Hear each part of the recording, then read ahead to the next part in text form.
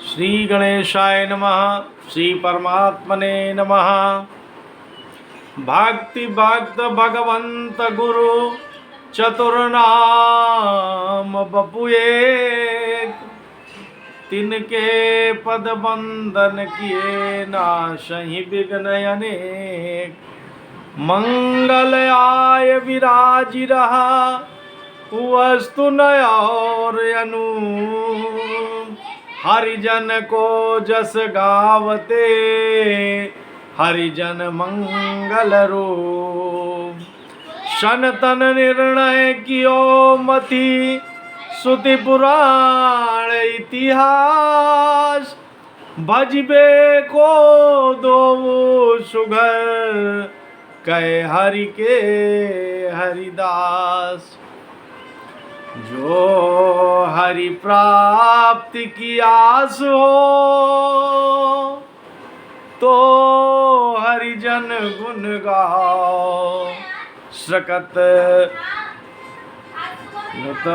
नतर सुकत भुज बीज जो जन्म जन्म पछिताओ। मंगल भावन मंगल दमनु गोपीपति वृंदा बन रमनु। गोपीपति वृंदा बन रमनु। गुरु समान नहीं को उपकारी। देखे करी विचार जग झारी। देखे करी विचार जग झारी। बोलो श्याम रामचंद्र की जय। उमापति महादेव की जय। राधा माधव सरकार की जय।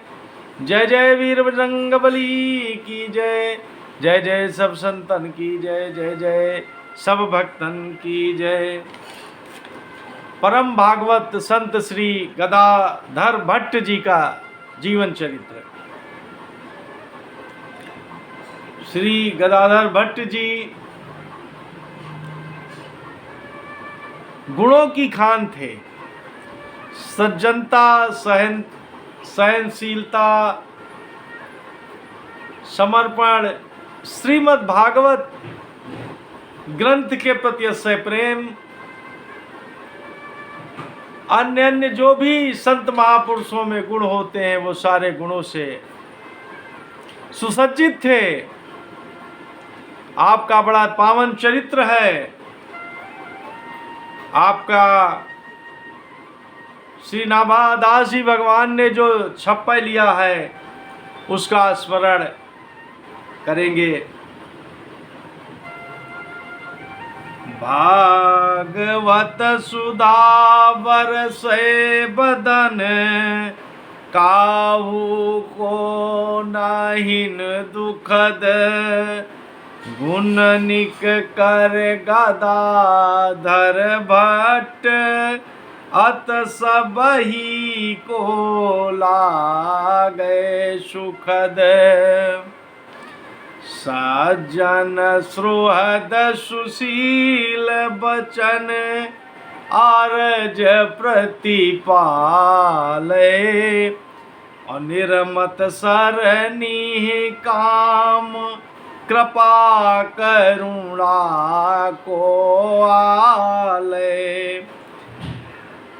अनिन भजन दृढ़ करन धर्यो बप भगतिन काजे।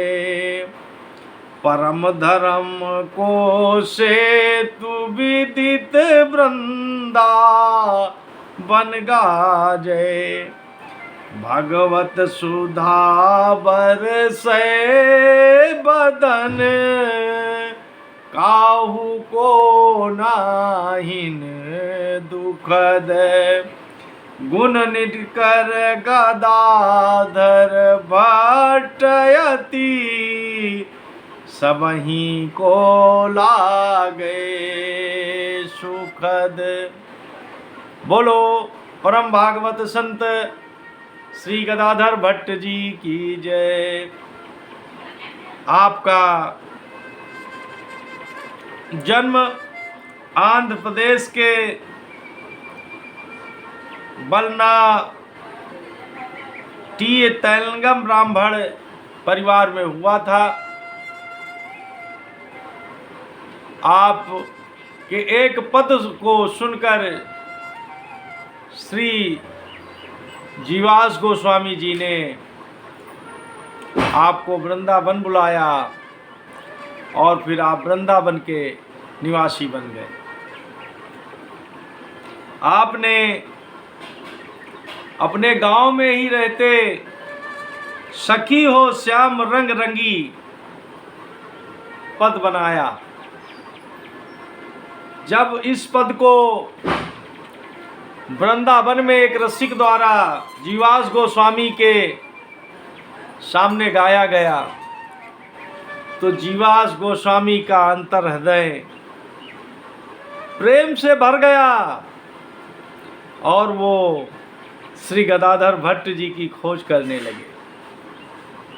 और यही नहीं, उन्होंने एक पत्र लिखा और पत्र लिखकर 2 संतों को आंध्र प्रदेश गदाधर भट्ट जी के गांव खोजने के बुलाने के लिए भेज दिया। अब गुरु जी का आदेश था, वो दोनों संत पत्र लेकर आंध्र प्रदेश पहुंचे और गदाधर भट्ट जी के गांव में गए। वहां पर एक कुएं पर एक व्यक्ति दातून कर रहा था। तब उन संतों ने पूछा कि भाई, इस गांव में कोई गदाधर भट्ट जी रहते हैं? तो आपने पूछा कि संत भगवान, आप कहां से पधारे हैं? और जैसे ही उन संतों के मुंह से वृंदावन का नाम निकला और आप वहीं पर अचेत होकर गिर गए। उन संतों की कुछ समझ में नहीं आ रहा है कि ये क्या हुआ। हमने तो वृंदावन का केवल नाम लिया है और ये पुरुष तो अचेत हो गए। फिर भगवान की प्रेरणा से उन संतों के एक बात सूझी और उन्होंने उस व्यक्ति के कान में, जो गदाधर भट्ट ही जी थे, उनके कान में कहा कि हम तो जीवास गोस्वामी का पत्र लेकर आपको बुलावे के लिए आए हैं। मानो उनके अंदर कोई संचार हो गया हो, उनके अंदर एक नई ऊर्जा कोई संचारित हो गई हो और उठकर वो बैठ गए। और उन्होंने कोई विलंब नहीं किया और वहीं से उन संतों के साथ वृंदावन के लिए चले गए। और यहाँ पर वृंदावन में आकर आपने जीवास गोस्वामी के पास आए और जीवास गोस्वामी को प्रणाम किया और जीवास गोस्वामी की प्रेरणा से श्री रघुनाथ भट्ट जी का अनुगत शिष्य हो गए। और इस तरह से अब आपका वृंदावन का वास हो गया। आपका जीवन सत्संग से भर गया। आपको श्रीमद् भागवत की कथा अत्यंत प्रिय थी और आप उसका नित्य गान करने लगे। एक बार की बात है कि वृंदावन में आपकी कथा चल रही थी। वृंदावन में कथा सुनने के लिए दूर दूर से लोग आते थे। एक गांव उसी सीमा में धारौरा था, जहां से एक कल्याण सिंह नामक व्यक्ति भी कथा सुनने के लिए आते थे। अब आपकी कथा इतनी हृदय गम्य होती थी कि वो कल्याण सिंह के हृदय में बैठ गई और उनके अंदर एक भक्ति का संचार हो गया और वो अपने पत्नी की तरफ से उनका मन दूसरी तरफ बढ़ गया। अब वो पत्नी से वो व्यवहार नहीं कर रहे हैं, तो पत्नी ने सोचा कि कहीं हमारा पति साधु न हो जाए, वैरागी न हो जाए। अब इसकी चिंता उसको सताने लगी। उसने एक उपाय सोचा। एक आसन्न प्रसवा नटनी थी, उसको लालच देकर कहा कि तुम कथा में जाओ और बाबा से कह दो कि जो ये प्रसव होने वाला है, अब इसकी आप व्यवस्था करें। अब उसकी समझ में वो लालच की बात आ गई और वो नटनी श्री गदाधर भट्ट जी की कथा में आई। श्रोता सामने बैठे हुए हैं, गदाधर भट्ट जी कथा कह रहे हैं। उस नटनी ने कहा, बाबा अब ये प्रसव का समय है, अब आप हमारी व्यवस्था करें। तो आप बिल्कुल विचलित नहीं हुए। आपने कहा, आइए बैठिए, ये बांके बिहारी लाल तो सबकी व्यवस्था करते हैं, यही तुम्हारी व्यवस्था करेंगे। अब क्या था, वहां तो बड़ी कानाफूसी होने लगी कि अरे बाबा के ये सब कार्य हैं। तो वहीं पर श्री राधिका वल्लभ जी बैठे हुए थे। उन्होंने नटनी को बुलाया एकांत में और कहा कि तुम सही सही बताओ, हमने तुमको तो वृंदावन में कभी पहले नहीं देखा है। जब वो सकपकाई तो उन्होंने कहा कि तुम सही सही बता दो, नहीं तो तुमको जान से मार दिया जाएगा। अब वो एकदम से डर गई और डर कर उसने सारी चीज बताई कि कल्याण सिंह की पत्नी ने हमको बाबा के ऊपर ये सब अपलोक लगाने के लिए, इस तरह कहने के लिए किया है, और इसके बदले में उन्होंने हमको 20 स्वर्ण मुद्राएं दी हैं, और उसने अपनी गांठ से खोल कर 20 स्वर्ण मुद्राएं दिखा दिया। अब क्या था, कल्याण सिंह की भौहें तन गई और म्यान से तलवार निकाल लिया कि अब अपनी पत्नी को ही हम मार देंगे। तब श्री गदाधर भट्ट जी ने कहा नहीं नहीं, आपको उसको मारने की जरूरत नहीं है। ये आपकी अपनी गलती है कि आप अकेले कथा में आते थे। अब कल से आप पत्नी के साथ कथा में आएंगे। इस तरह से वो नटनी और कल्याण सिंह की पत्नी दोनों गदाधर जी की भट्ट की शिष्या बन गई, और इस तरह से सत्संग से उन सबका जीवन आनंदित हो गया। अब आप इतना लयपूर्ण और आनंद मग्न होकर कथा कहते थे कि एक दिन ऐसा भाव आया कथा में कि सारे श्रोता कि अश्रुपात होने लगे, आंसू बहने लगे। वहीं पर एक परम साधक महंत संत जी बैठे हुए थे। उन्होंने कहा कि अरे देखिए, सारे श्रोता भाव विह्वल हो रहे हैं और हम हाय हाय, हमारे तो कोई आंसू निकल नहीं रहे हैं। तो उनको एक युक्ति सूझी और उन्होंने दूसरे दिन पिसा हुआ मिर्चा ले जाकर अपने पास रख लिया, और जब भाव प्रसंग आया तो उन्होंने अपनी आंख में मिर्चा लगा लिया और उनके अश्रुपात होने लगे। इस सब घटना श्री गदाधर भट्ट जी से छुपी न रही, और कथा के बाद उन्होंने संत भगवान को कहा कि अरे प्रभु, हमको भी वो भाव दे कि हमारे नेत्रों से झरझर आंसू बहें। इस तरह से वो झरझर आंसू ऐसे निकले कि वो संत भगवान का पूरा शरीर ही भीग गया। इस तरह से वो संत भगवान के मना स्थिति को जानकर उनके अंदर भक्ति का भाव स्थापित कर दिया और पुनः आनंद से कथा कहने लगे। एक दिन की बात है कि कथा समाप्त होने के बाद सब लोग अपने अपने स्थान को चले गए और गदाधर भट्ट जी भी श्रमित थे, आराम से अपने आसन पर वहीं पर बैठ गए और उन्होंने थोड़ा सा विश्राम की स्थिति बनाया। तो उन्होंने देखा कि कुटी के अंदर एक व्यक्ति जो चोर था आया और उसने एक चद्दर बिछाया और उस कुटी का सामान उसी में रखने लगा। अब आप देख रहे हैं मगर अनदेखा कर रहे हैं।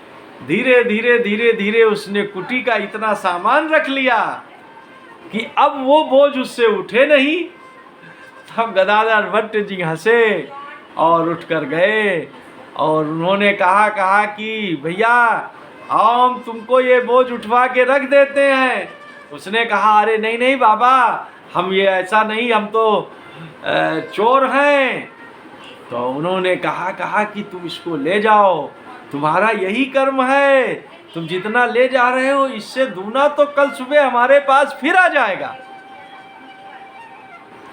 इस तरह से जैसे ही उस चोर ने बाबा का स्पर्श किया, संग किया, तो उसके अंदर भक्ति का भाव जागरण हो गया और वो सारा सामान वहीं पर छोड़कर और वो अपना ये निंदित कर्म जो चोरी का करता था छोड़कर श्री गदाधर जी भट्ट का शिष्य बन गया।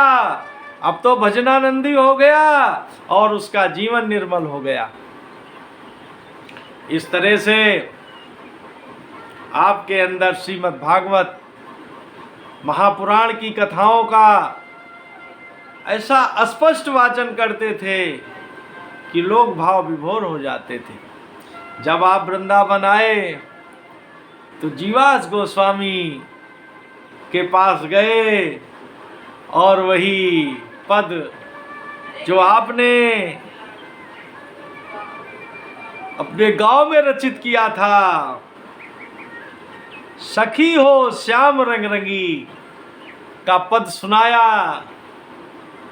तो जो वृंदावन के वहाँ जीवास गोस्वामी जी के आश्रम में जितने लोग थे सब आनंद से निमग्न हो गए और नृत्य करने लगे।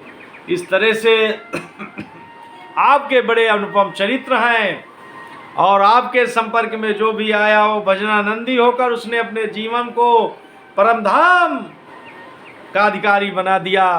और आप भी वृंदावन वास करके अपने जीवन को धन्य करके उस बाके बिहारी लाल के प्यारे हो गए और परम धाम के अधिकारी हो गए। बोलो श्री गदाधर भट्ट महाराज की जय। जय जय राधा माधव सरकार की जय। प्रभु हम लोगों के अंदर भी भक्ति का भाव संचारित करें और हम लोग भी